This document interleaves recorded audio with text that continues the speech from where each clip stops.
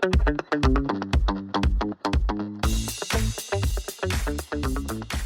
iGamers, welcome to today's episode. This is Stan, your favorite data roll podcast host. This time, with me, we got Catie Stefano, the Director of Community Marketing at OnlineGamblers.com, and we'll be discussing the role of responsible gambling in the iGaming industry. Catie, over to you for a short introduction. Oh, thank you so much for having me here, Stan. It's an honor to join your podcast. Well, I've been in the gambling industry 13 years. I started out as a 19-year-old in customer support at Betsson in 2011. And from there, I've worked my way up through VIP management and marketing. And then the last 5 years, I've only been focusing on the US market. So now I run an affiliate website where we teach Americans safe and legal gambling. And I'm currently the director of community marketing. So my job was initially to scope out different online communities on different platforms such as Facebook, Reddit, and even VR apps. But lately it's turned more into a social media and PR role where I help brands be more authentic and show myself where I teach the Americans I know and I can teach you how, basically. Okay, perfect. Thanks a lot. So I think that you'll be the perfect candidate to answer some of my questions that are related to responsible gambling. And the first one would be, what are the key aspects of responsible gambling within the context of our industry? And something that I get asked pretty often by laymen, why do I need responsible gaming at all? So for me, there is three different points you have to consider. So first of all, it's mandatory in all regular markets. So you have to, depending on where you are based, follow these rules to make sure that no players become vulnerable or even not target vulnerable players. Because if you do, you will of course have a lot of risks of court cases, and that will be fees, bad PR, not good for you at all. So if you just look at the regulatory space, that's number one. Number two, I would say, is we want to be able to keep customers long term, right? And players who are vulnerable or already addicted, they're not sustainable. So the number two would be sustainability. Again, I mentioned I worked with VIP, and I saw whenever I had a VIP player who was not, playing healthy, it would only turn up into problems for us, whether it be bonus abuse or court cases or anything like that. So again, sustainability. And then number three, I think if you work in gambling, that's something you have to do what's best, whatever in your power, to prohibit or make sure that you get less gambling addiction. So it's all about ethical aspects, I guess, making sure that during the time that you're active in the industry, you do whatever you can, whether you're expert, let's say, in payments or affiliation, customer support, finance, you probably know stuff that you could do to help decrease the amount of problem gambling we see. So that would be number three. Okay, so basically every stakeholder has its role to play, right? Yes, exactly. And I think that something that is interesting to consider is always related to the education. So how can we actually educate the players? What are the risks associated with gambling before they get addicted? Or what are the methods how we can assist them once we see that they're struggling with an addiction? So previously, there's always been a big debate in the industry where people have said that operators are the ones who are responsible for minimizing responsible gambling or making sure that the players don't get addicted. But personally, I think there's so much more we could do. We could do it, let's say, like I mentioned before, if you work in payments, you could probably make sure that your payment supplier, the platform you're using, might have an indication, let's say, of listen, you've deposited this much to this site for gambling. If you're a gambling supplier, I think the gambling supplier could put in automatic things in the games that gives you an indication you've gambled for X amount of money or whatever. It doesn't only have to be with the operator, in my opinion. But then for me, I work as an affiliate. So I talk to the players before they even decide which operator to go to. So I believe as an affiliate, I can influence the players by saying, first of all, these are the legal ones you can go to, because again, there's a big black market no matter where you look, and especially in the US, we don't have really indicators of which ones are legal or which are not. So if we go back to Europe, for example, if you're in Europe, most regulations require you to put up like a logo or something on your site that says like we are licensed by XYZ or something like that. But in the US, there's nothing like that. So again, it's up to us affiliates to tell them these are the legal sites, these are the one you can use, know that are safe. And we're also teaching them about before you even make a deposit, you should always set a deposit limit or even think like how much can you spend? What's your budget? And remember, you can never guarantee any wins. So whatever budget you put up is only for entertainment, no matter, whether you would put this money on going to the cinema or let's say buy Roblox coins in Roblox or whatever. It's all up to you how you decide to spend your entertainment money. But gambling is the same. There's no guarantees for winning. And then what I also think we can do is, obviously go beyond just normal SEO in Google. So I believe as community of director of community marketing that, there's a lot of other search engines that haven't really been explored, I would say, really in terms of education. So whether it's TikTok or YouTube or Reddit, there's a lot of people that search in those engines before they even go to Google to get the information. So I think it's super important to get your education up there as well and teach players on those search engines as well, what we can do. So yeah, that's it. Sorry, I'm just rambling.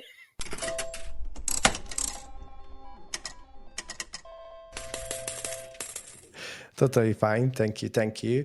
And what would you name are the differences in the approach that we take between online and land-based? Oh, it's so different, Stan.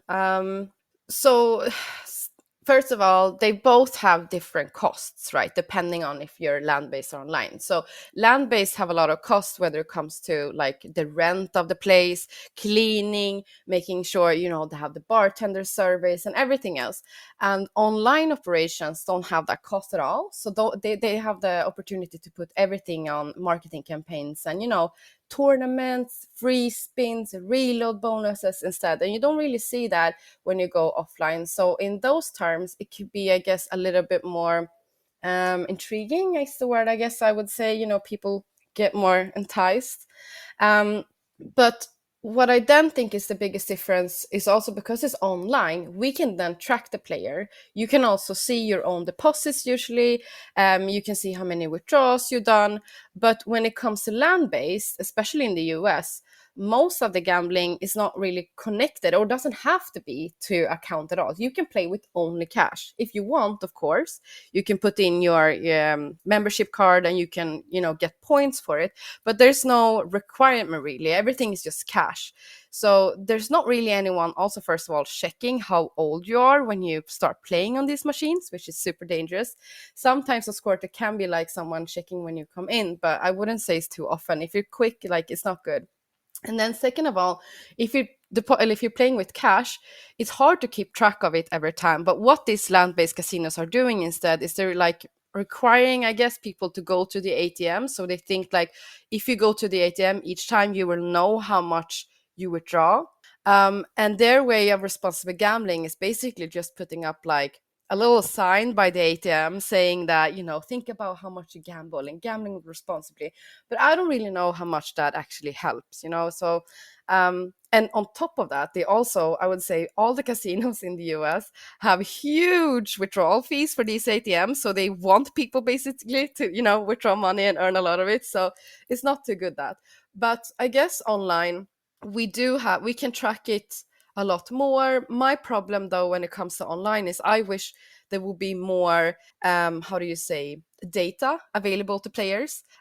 We have all the data as operators usually, so I think if the players had this as well, they could be more responsible and see, this is what I'm doing, and oh my god, I've logged in, I don't know, 100 times in 2 days. Like maybe there's, just having these own indications, I guess.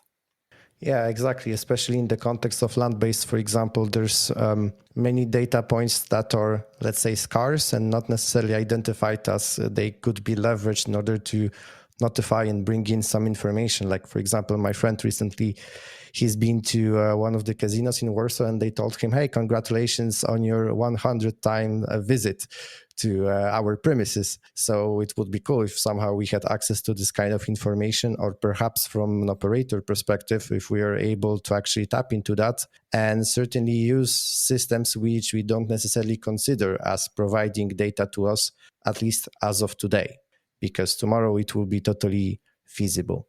And what specific actions gambling operators take to promote responsible gambling among their customers? And how about other market stakeholders like game providers, payment providers? What do you think is like the balance between advertising gambling games and promoting responsible gambling? It's a hard balance, honestly. It's very difficult to know because I think, well, the minimum standard for everyone should be just to have like access to the phone numbers where to call and, chat support and even just setting the limits. But how to market that and still keep it entertainment, I don't know. Like, I think at least it's important to have some kind of everyone, the contact information has to be there. That's a minimum. But then for me, when it comes to what I would like to see more of, if I put it like that, I saw, for example, FanDuel did a commercial about like how to set limits and remember you take timeouts and breaks and stuff like that.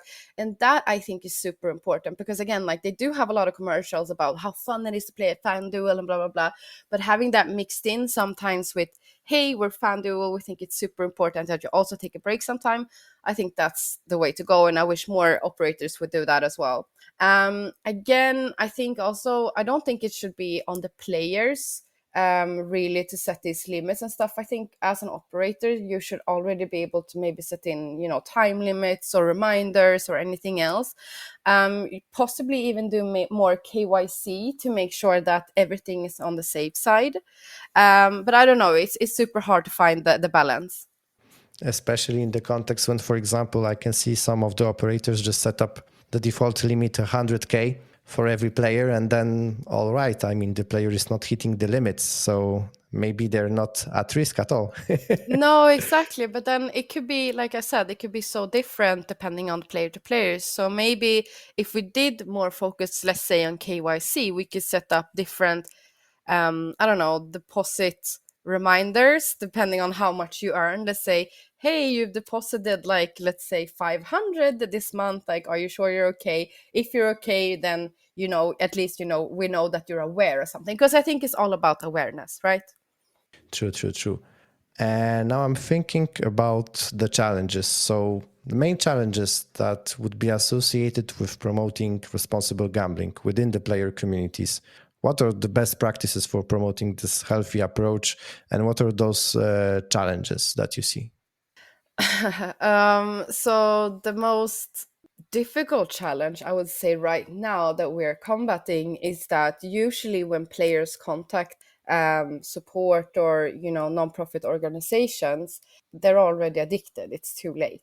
So I think it's super important that we come over the challenge some way somehow where we get players to start thinking about responsible gambling even before they get to a critical stage. How we do that, I'm not sure. Again, I think it's a lot about awareness and making sure that we give them as much information as possible so they see the signs. Because usually by the time they see the signs, they've lost everything and it's not good. And we don't want players to get there. And then I think what I've also seen a lot, so I'm active in a lot of online communities when it comes to gambling. And unfortunately, what I'm seeing when it comes to responsible gambling is that a lot of these players are so young that are reaching out and asking for help. And I think it's important as well that we as an industry try to talk more about how to not approach young people because they're also very, very vulnerable.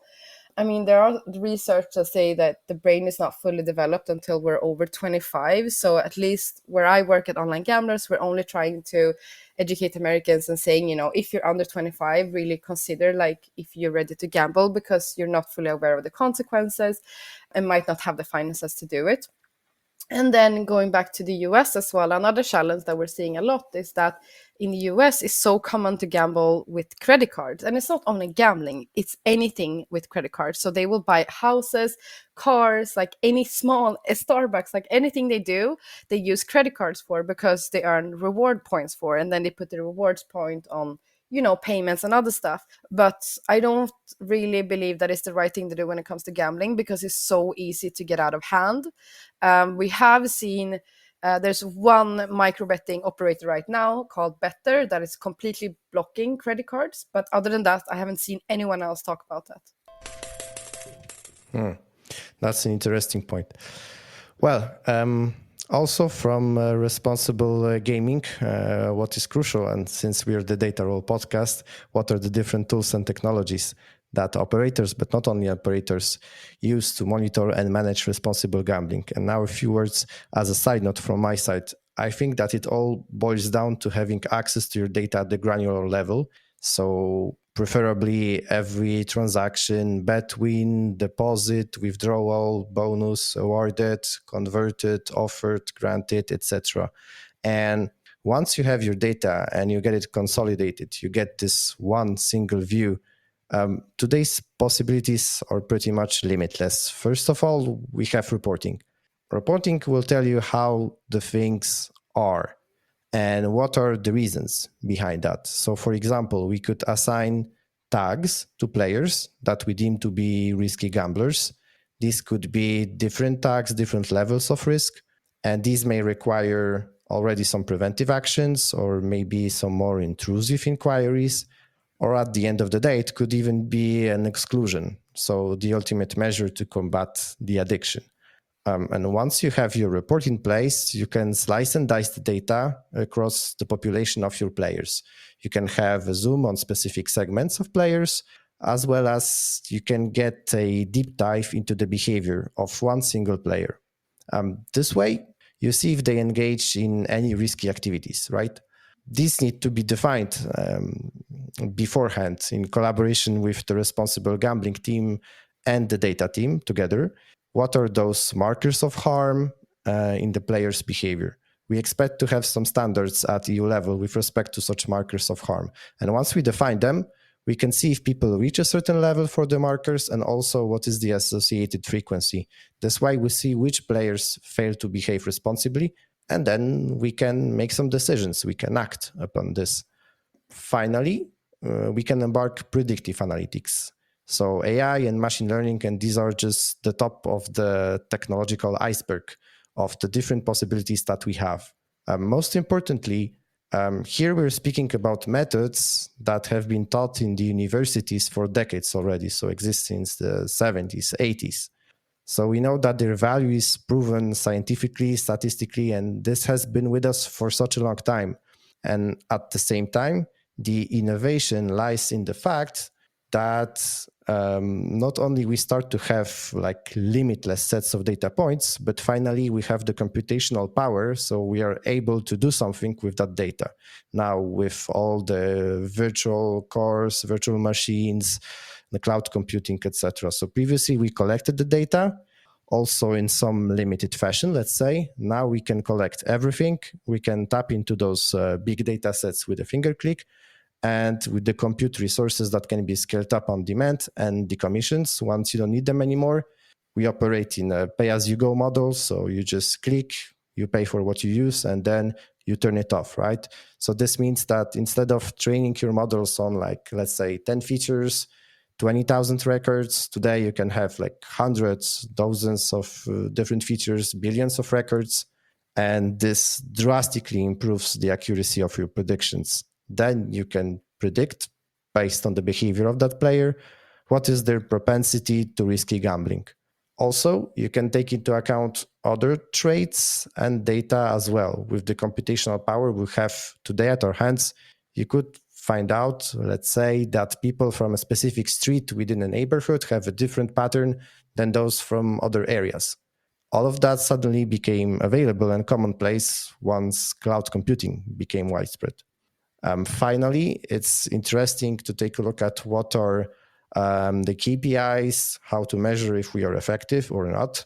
and how data analytics can support us with the different efforts that are related to promoting responsible gambling. Here, we need to define the KPIs, as usual, to know if this does explain or not, if we're performing in the right way or we're still struggling. If our preventive efforts and campaigns are effective, we should expect, for example, that the bans, exclusions, which are involuntary, should be trending downwards.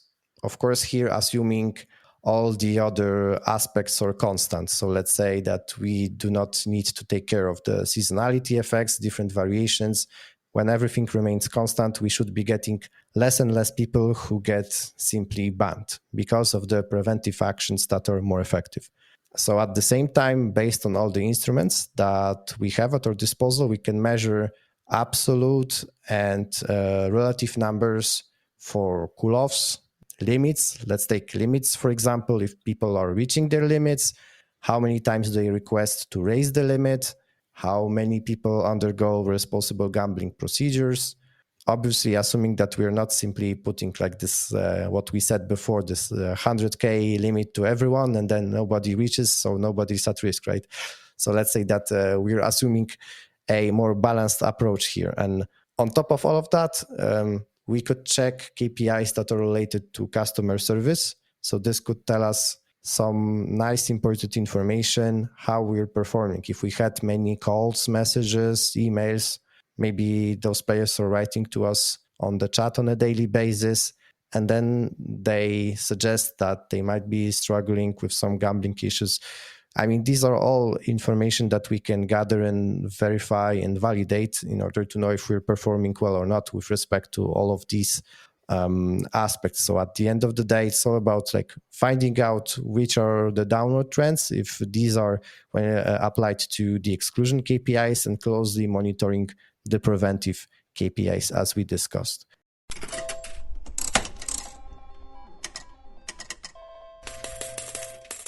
I'm pretty sure you have some nice examples about some innovative approaches or research projects that are aimed at tackling issues that relate to the gambling addiction. Yes, actually, I do. I have two very interesting ones that I'm looking into a lot. The first one I would say is one that is already completed. I have a friend at Kindbridge Behavioral Health in the US who's helped approach a lot of insurance companies in the US to make sure that gambling addiction therapy is included in insurance. So if you're a private person and you experience gambling addiction, you can now reach out to your insurance company and see if they cover gambling addiction. So that would mean that the insurance would pay for therapy and making sure, you get your way back slowly. And then the second one is a very interesting one. It's not finished. I have a friend in Gibraltar who is working for University of Gibraltar about a research if psychedelic mushrooms can help gambling addiction, and basically reprogram the brain with the help of mushrooms so that they don't think about gambling at all. They have no desire to deposit or do any type of slots or anything. But again, that research is not done, but it's super interesting, and I'm looking forward to see what happened with it. Yeah, this seems extremely interesting. So can't wait to hear about the results. And what do you think? What can we expect in terms of development of more advanced tools and strategies for promoting responsible gambling in the nearest or farther future? I think we're still in our infancy because I feel like it's just now, I would say the last 2-3 years, that people have been really interested in responsible gambling and trying to figure out how we can prevent it and be more active in it. So again, I think it's just in the beginning, and with new tools like AI and stuff, it's gonna develop a lot faster. I'm hoping we will see a lot more awareness and education in the industry. Different tools, whether it maybe it's like AI who can give you help on how to prevent it personally. I don't know, it could be anything.